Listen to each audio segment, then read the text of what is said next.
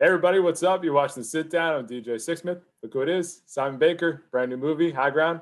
What's up, man? How are you? Yeah, I'm good. Thanks, DJ. How are you? I'm very well. It is good to see an old familiar CBS face with your time on The Mentalist, and you got your great Yeah. movie coming out. So, what was it like putting this one together? This is a challenging movie to make for a lot of reasons.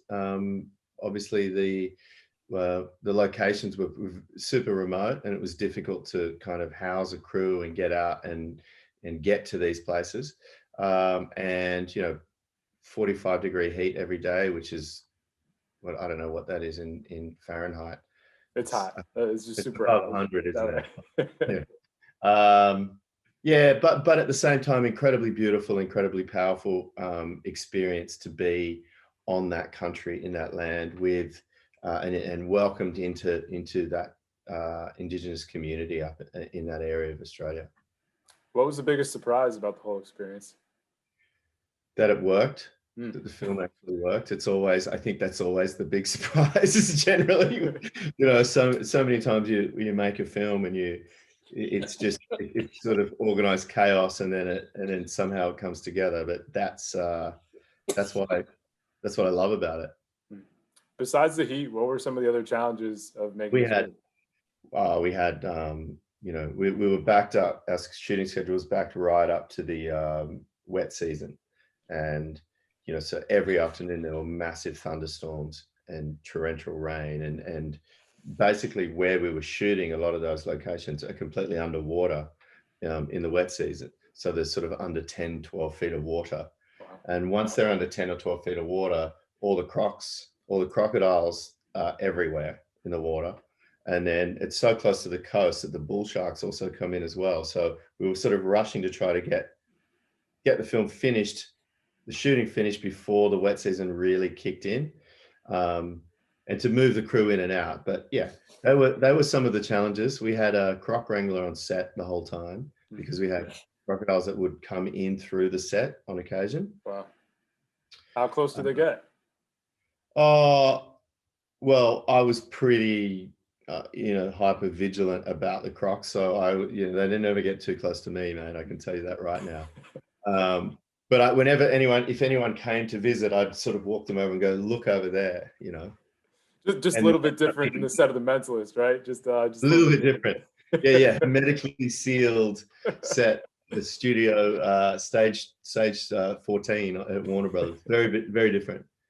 Um, Yeah, I we mean, also used all Indigenous actors that most of them had never worked before. Um, and that was great. That was fantastic because you know, uh, the their culture is one of the oldest existing cultures, and it still exists. It's still intact in Australia. That it dates back at this point 60,000 years, and their history is an oral history. So that the history is passed on through stories. So they have story in them. So when as far as acting goes, you put a camera on these, on a lot of these Indigenous actors, and they just have so much story in them because it's in their lineage, you know. stories are everything. I'm really excited to check this one out. You obviously have a great story. You've been doing this acting thing for a minute. It's been an incredible journey. So, how have you been able to build it out? What have been some of the keys for you when you think about it? Um, Patience, I think. I mean, I think I'm in my early 50s now, so I have a very different attitude and outlook about things now, because I was able to work pretty consistently as a younger actor, and provide for my family, etc. So things are a little bit different now for me. I'm not as hungry about work as much. So now I'm a little bit choosier about the sort of stories that I want to be involved in, and to use the medium and this beautiful art form that I love. And it's a very empathic art form, cinema and television these days, because they're almost intermelded. Um, to use it in a way where it can be enlightening and as well as entertaining, and it can open people up to different ways of seeing things, or even make people feel more um, normal or part of a community. Hmm. So, that's kind of more my focus these days.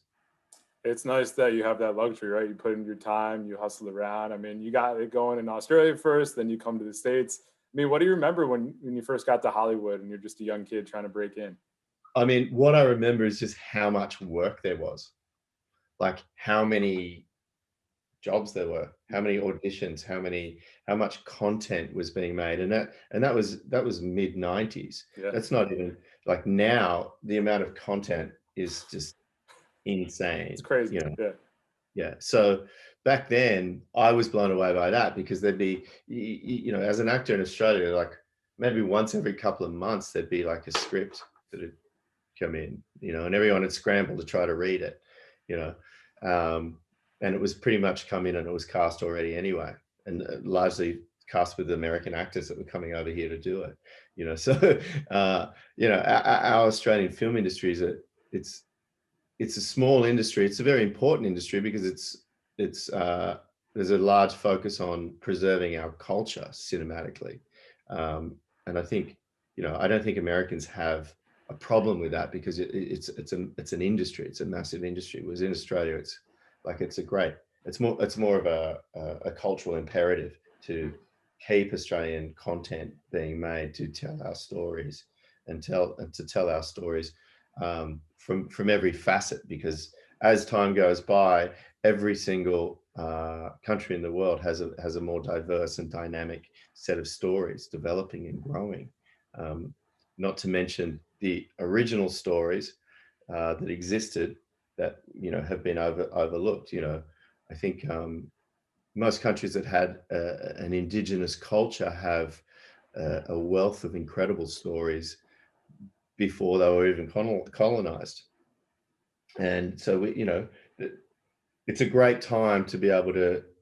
There's a lot of areas um, places to put stories for people can um, access content.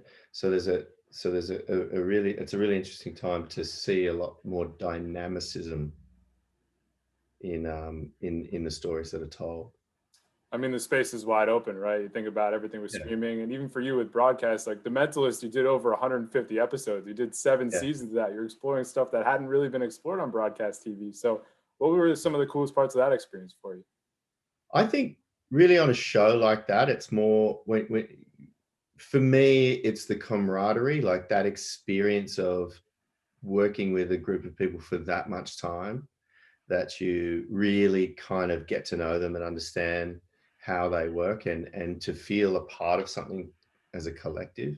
Again, it's for me. I can't over articulate how much community means to me in that sense.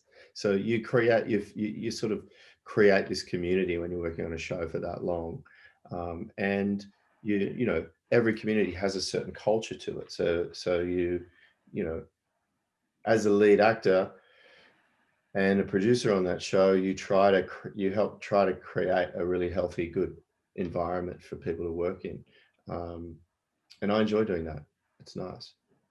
Yeah, I mean, certainly a great experience for you. So, you have this movie coming out. What else is on the horizon? What else can folks expect you to do in the coming months and years? Yeah, I shot a film last year, at the end of last year in Australia, which is going to be a very interesting little movie, directed by a first time filmmaker, a very successful Australian female artist, and it's she's incredibly visual. Her name's Del Catherine Barton, and uh, it's gonna be a very unique film. It melds a lot of live action stuff with animation, and it's all over the place. But it tells a really powerful story that I don't want to go into. That that was interesting to shoot something during a pandemic. Yeah. But obviously we haven't been as affected in Australia. We sort of fortress Australia. We closed the borders, and we were able to hermetically seal off So the set was very sealed, and it was this really contained movie. I'm really excited to see that's called Blaze. And I'm not sure when that'll be ready because the animation takes forever. And then I'm at the moment I'm looking at a couple of different sort of more short form television stuff. You know, there's so many ways to approach stories now with all of the platforms out there, and people are sort of devouring content in so many different ways. Whereas back in the Mentalist days, which feels like a long time ago, Yeah, right.